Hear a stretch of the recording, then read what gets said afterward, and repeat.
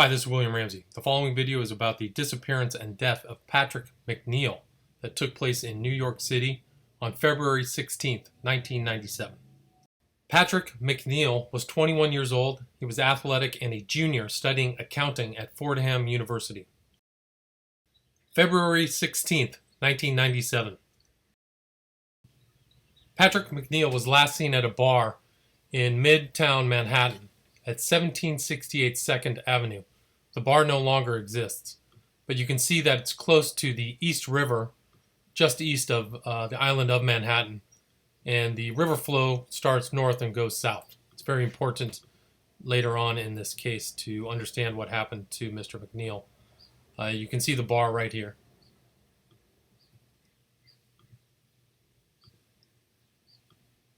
Patrick McNeil left the bar at about 12:30 a.m., intending to head back to Fordham University.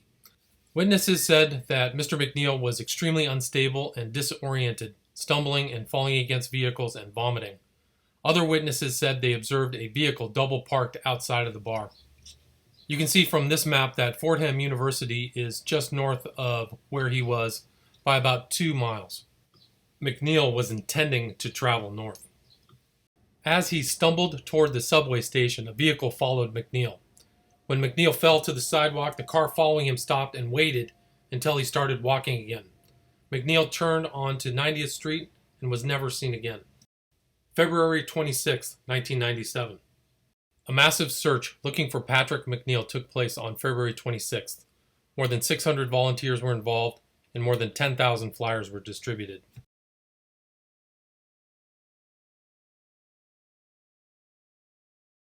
April 7, 1997. The body of Patrick McNeil was discovered at 6700 Shore Road in the Bay Ridge section of southern Brooklyn.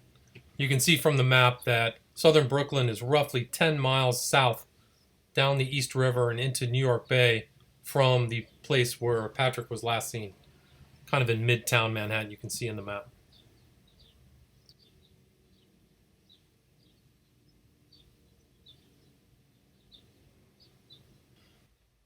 Patrick McNeil was found face up, a very unusual position for drowning victims. Also, the pooling of blood in his body did not match the way his body was found. Was Patrick McNeil victim zero in the Smiley face killings? This all started in New York City 11 years ago. That's when then Sergeant Kevin Gannon made a promise to the parents of the young man he found right here. We knew it wasn't suicide, and it was just, one of those things where he walked out and then was never seen again. Jackie and Pat McNeil's oldest son, Patrick, was last seen in a New York City bar. His body found 50 days later. It's something you learn to live with. You learn to live with a broken heart. It is almost a perfect crime. Perfect, they say, because the water washes away physical evidence and there are never witnesses. Most of the men are last seen by friends leaving a bar or college party. Local police departments have investigated. Even the FBI took a look at the drownings. In every case, except Jenkins, law enforcement ruled the deaths drunken accidents.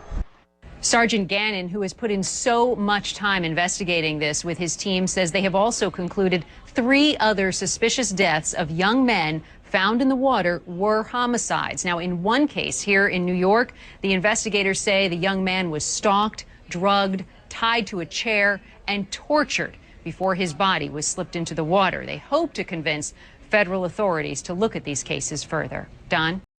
The full New York City Medical Examiner autopsy report for Patrick McNeil was not obtained by his family for over 12 years. The contents of the autopsy report are horrifying.